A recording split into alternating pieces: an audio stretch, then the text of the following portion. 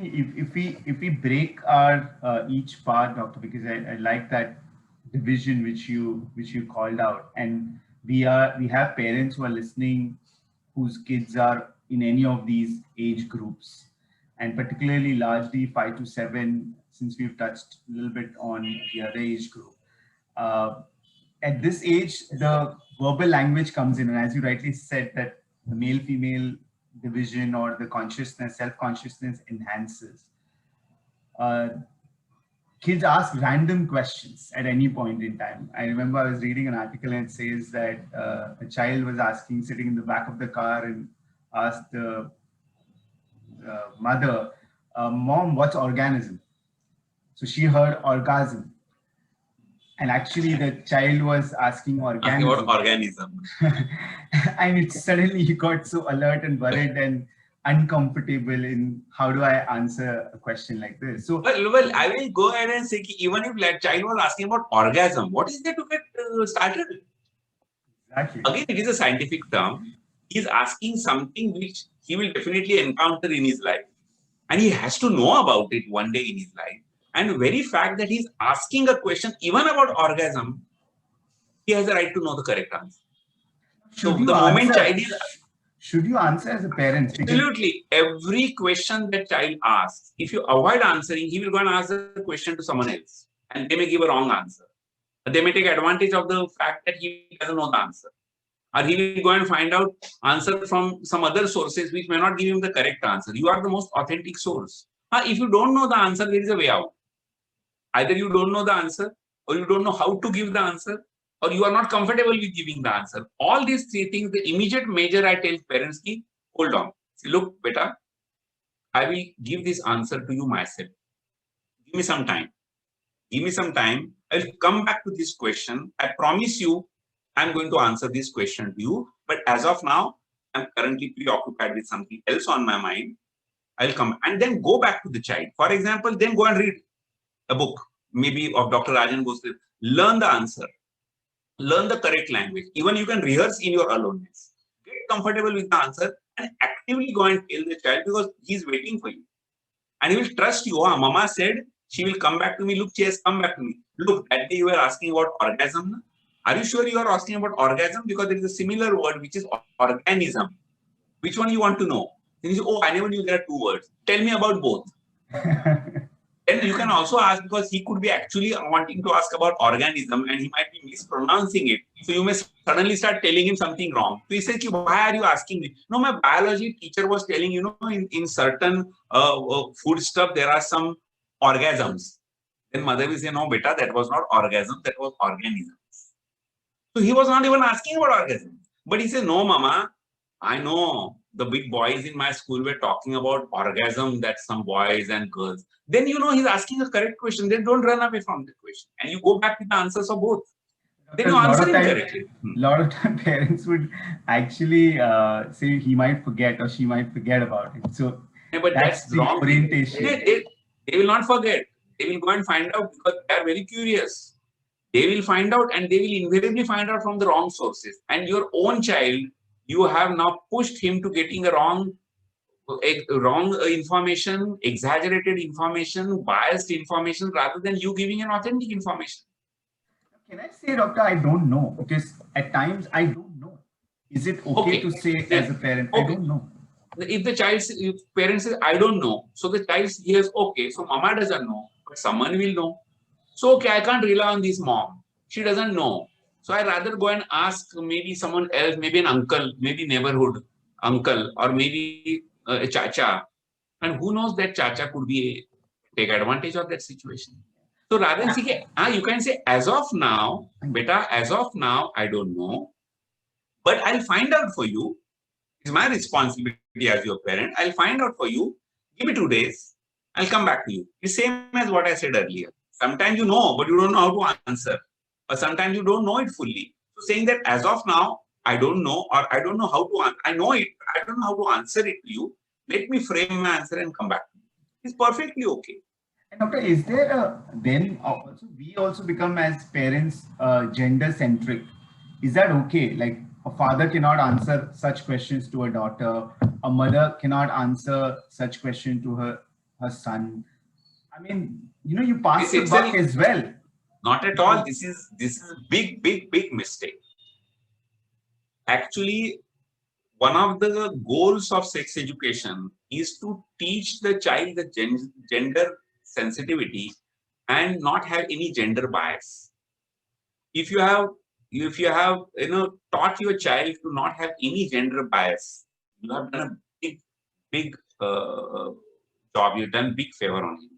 Because one of the issues with not giving a sex education that people have a gender bias.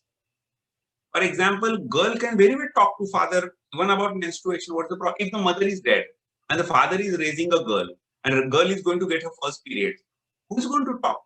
He can very well talk. He can very well tell the girl, "Beta, you're growing now. Any day you will start getting periods, and I'll tell you what periods are all about. When the girls grow up and when they become women, they start bleeding from their vagina. And it happens suddenly. While you are saying this, you have already told her the word vagina. So vagina word is not new to her. Girls bleed from vagina. Oh, looking at the blood, you may feel scared because you must have seen the blood means injury, blood means some illness. And sometimes people don't like to have a sight of blood. But as you are a growing girl, it happens with all healthy and normal girls. You start bleeding from your vagina.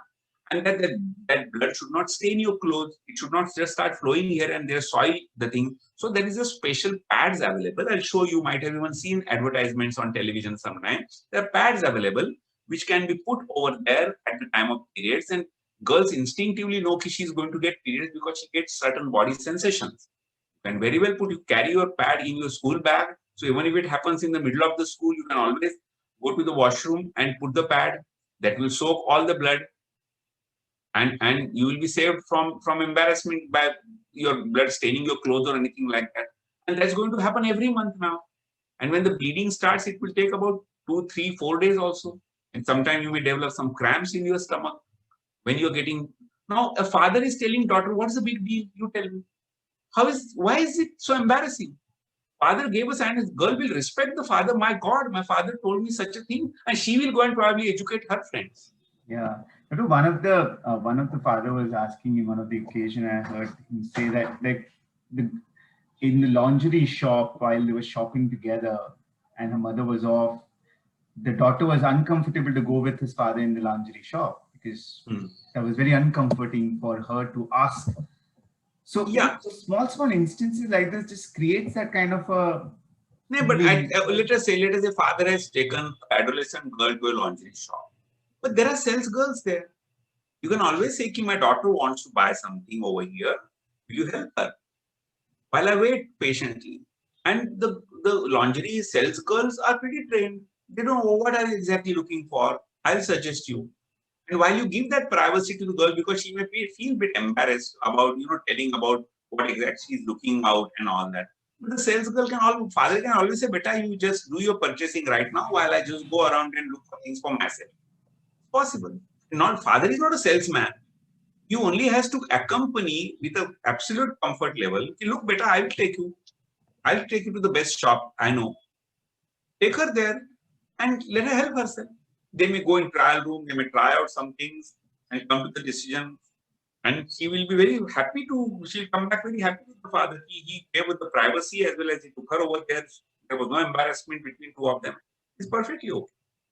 I think that comfort is a very important point, Dr. You mentioned, and even for boys, because a lot of time the aspect which you just brought out on menstruation, if you have a boy and girl at home, that lesson is given to the girl, but not to the boy. No, absolutely not. It has to be always given to both. On the contrary, I tell them at an institute level, at a school level, when a sex educator is giving a sex education class, never give it separately. Let boys and girls sit together, because boys have as much right about knowing about the girls, and girls have a right to know about the boys, because one day they are going to relate with one. One day they are going to have the most intimate relationship with some woman or some man. So boys are more curious about the girls rather than about themselves. And girls are, who is going to tell them about it? What kind of questions boys ask, what are kind of things happen in boys' bodies, in their minds, how boys think, how girls think, that has to be taught. That's a part of gender sensitization. When boys hear the answers given to girls, when boys hear how girls get menstruation, so how you need to be sensitive towards girls. Girls know about what happens with the boys when they are growing up, what changes take place in the body. That's a complete and a wholesome sex education. On the contrary, say girls will be told about menstruation, boys will never know about it. How will that boy have a sensitivity if he has a sister at home and a younger sister at home? The boy is 14 and the sister is 12, and the sister is going to get her first periods or whenever it is. As an elder brother, even though he's 13, 14, he has to be sensitive, and he will be sensitive only if he's told about the girls also. So boys and girls should never be divided. While teaching physics or botany or zoology, we don't divide classes. The same teacher teaches boys as well as girls together. So suddenly for sex education class, you are going to divide them. On the contrary, there itself you are teaching the bias. You are creating a bias. Teaching them together makes and I have insisted on the point in the schools where I used to go for classes. Principal used to tell me, oh, you take for boys separately. I said, I will not take only the class if you divide them. I want the boys and girls to be together. Unless it is only girls' school, then we can't get boys from outside. But if it is a co-education school, I said, I will teach only if boys and girls are sitting together. The way all their other subjects are taught to by the teachers by sitting them together, they have to know because they need to know about each other and to know more about each other than only about themselves. It is very important as well. A father can talk to a daughter, father can talk to a boy, son. Mother can talk to a daughter, mother can talk to son also. What's the problem? Absolutely no problem. I think we talk a lot about diversity and inclusion at various forums. I think it has to begin from home. Absolutely. Yeah. Is what you are emphasizing, Doctor. And Doctor, also sometimes it's the passing the buck, right? Like between husband and wife, because you don't have comfort, so you tend to push that. So, I mean, how do it's so difficult sometimes? Yeah, it's so. I'll tell you one. I'll tell you something. See, when you pass the buck, there could be two reasons. One is that he knows better than me. For example, mother is a doctor and father is a chartered accountant. If there is a maths question that comes up, he rather goes to a father. So he knows better. If the biology question comes, father will say, better ask it to your mom. She's doctor. She'll be. So they're passing the buck not because they're embarrassed, because mother knows better. I know better about maybe maths or maybe about geography. I'm good at it because I'm trained into that. Similarly, if you are passing the buck because the other knows better professionally or otherwise, it's okay. But you are passing the buck because you're embarrassed. You're teaching that embarrassment. Oh, why did father not answer this? So he's embarrassed. So you are supposed to be embarrassed with this subject. No. You can always say, as I said earlier, I don't know currently how to answer to you, but I'll prepare the answer and give it. Or I think your mother is in a better position to answer this. In a very healthy manner, you can always pass the buck, not as to escape the question. Because the child will catch, they are very sensitive. They are going to catch that you are avoiding answering. You are escaping. You are embarrassed. And then you are learning that from your father to get embarrassed, to avoid the responsibility, to run away from the key question. The child is learning these things from you. So never pass the buck for the unhealthy reason. I think there is.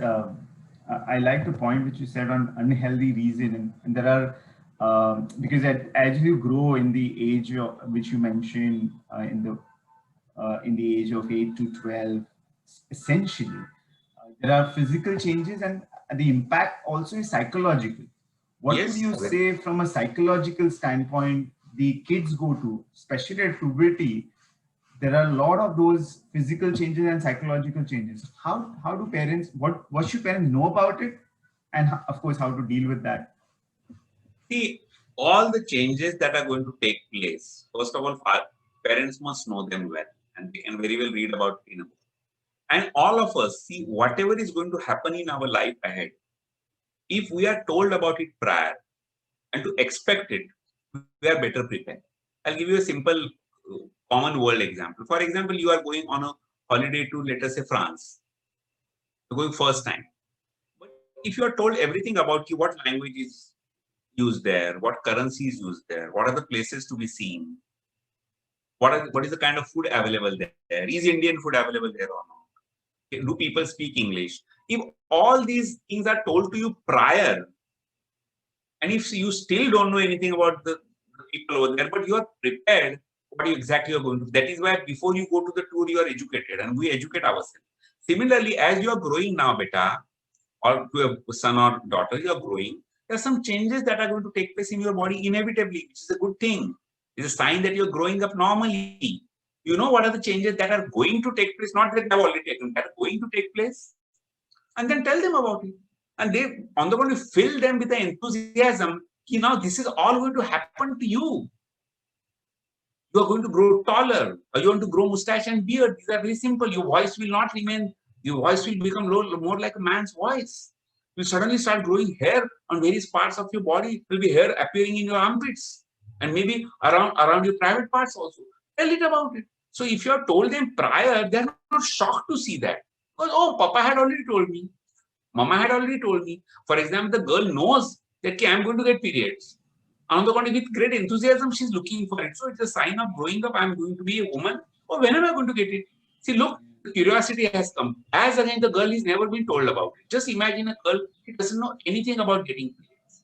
Now she's away from the house. She's completely unprepared. She's traveling alone. Or maybe she's on a playground or she's in a school and she starts bleeding from her vagina. Can you imagine the shock? My God, bleeding? And that too from the place which I never even imagined? What's wrong with me? Am I ill? Am I going to die? Is this bleeding ever going to stop? Or am I the only one have I injured myself or something? Now look at the kind of thoughts she's going through and the trauma that she's going through. By the time she comes to know from someone that this is normal, the trauma that she has gone through could remain for rest of her life as a traumatic experience when something so normal and physiological, if now the same girl was told prior, this can happen any day, even today. You better carry these pads in your school bag. And the day it happens, come and tell me. The girl will come back happily and dancing. Mama, I got my periods as you were telling me. So look at the difference. The first girl who never knew about it was shocked, traumatized. And the other girl, just because she knew it beforehand, she came back and gave it as a happy news. Very good. And the girls who has gone through the shock and the trauma of getting periods when they never knew about it, it haunts them even post-marital. As a sexologist, I see a lot of cases. Two types of cases I see. One we call as a cases of vaginismus, where a couple is unable to consummate their marriage because girl's vagina goes into a spasm, involuntary spasm, and intercourse is just impossible. Why is her vagina goes into a spasm? Because the trauma that she had experienced of getting periods has somehow remained deep inside her unconscious, and that trauma manifests in the form of her vagina going into spasm. Now, I have seen couples even separating, having serious issue, not being able to consummate their marriage, not being able to have their child. Why? Just because girl says that my vagina goes into spasm, which is what we call the vaginismus, and my gynec is not able to help me. And I have seen couples separating. Why? Just because that girl's mother hesitated to tell that little girl when she was growing that you are going to get your periods. And not only she got the shock, traumatized, what if she was made fun of? What if she stained her clothes and the boys and girls in the school laughed at her? Can you imagine that trauma that girl would go through, and why she has to go through this trauma when something so normal is happening to her just because mother had a bias? Mother thought, oh, I will tell her when she gets her period. Why should I tell her prior? Or father said, it is a job of mother to tell. Why should I tell? And if there is no mother, then who is going to tell the girl? So the importance of educating in time and preparing children for all the changes that are going to take place in their body is so important. And so is true for wet dreams, right, doctor? Yes, of course. Wet dream invariably is more of a pleasurable experience for boys, though they are a bit shocked. What's this new? They're more curious. They're more, of course, there is an element of shock, but at least there is nothing like blood coming up. Can you imagine the sight of blood to a 9 and 10-year-old girl, and that too coming from the place which she never even imagined? As again, that boy may say, I had a weird dream. He may say, he may not use it as a sexual dream. I had a dream, and suddenly there was a pleasurable sensations I experienced, and I had discharged something. So it's definitely a new experience. but there's that feeling of, guilt, or something has come, staining clothes. So Also, there is something different has happened. Why should there be guilt? I want. Also, Guilt is that on the contrary, beforehand, he is told you, though, getting wet dreams is bad. Then there will be guilt. Correct. Otherwise, he will only feel something different has happened today. I've never experienced something like that earlier. What is it? And then someone will tell you, oh, that's normal, yaar. You're growing up. So your body has started producing semen. So in a sleep, you have discharged semen. This happens with all normal boys. It is called as wet dream or nocturnal emission. These are more scientific way of telling about it. Or wet dreams, whatever, nightfall, they call it as. These are all perfectly okay terms to use. But boys are not as traumatized as girls are. Why? Because it's blood involved. True. I think for boys, sometimes it's that that orientation towards it, attraction towards others also can make that feeling of guilt. I'm not sure. What's your view on that? See, basically, as they are growing, not only the bodies are changing, their thoughts, feelings, emotions are also changing. For example, the boy starts getting attracted towards girls, and this attraction is different from just being friendly with someone. He can experience that typical feelings inside him, what in a movie language you can say kuch kuch hota hai. They get those different feelings, which subsequently they realize it is called as sexual attraction or sexual feeling. And they can experience those sensations in their body at various points, particularly on their private parts. And they start exploring because they have pleasurable feelings. In their privacy, they explore them. So it is more pleasurable. But then someone comes and tells me, oh, this pleasure is a bad pleasure. It is a sin. It is wrong. It is harmful. Then they can't even. So nature is telling them to explore this pleasure, and someone is telling this pleasure, experience this pleasure is something sinful. Look, rather than allowing them to grow naturally and normally, we have come in the way with our biases. Adult community comes as a bias and, oh, this is wrong, this is bad, this is sinful, this is harmful. This is wrong. On the contrary, what the adult community is telling is wrong. What was happening naturally to him was something so natural. Nature has gifted you this. And you are saying that go against the nature? And sometimes kids may get admonished for masturbation as well. And it is very common. It's very common. So actually, I very often have seen this scenario that a father gets son to me in my clinic and start telling him, my son has a bad habit of masturbation. You better tell him about it. I make the child sit outside and first give a lecture to the father.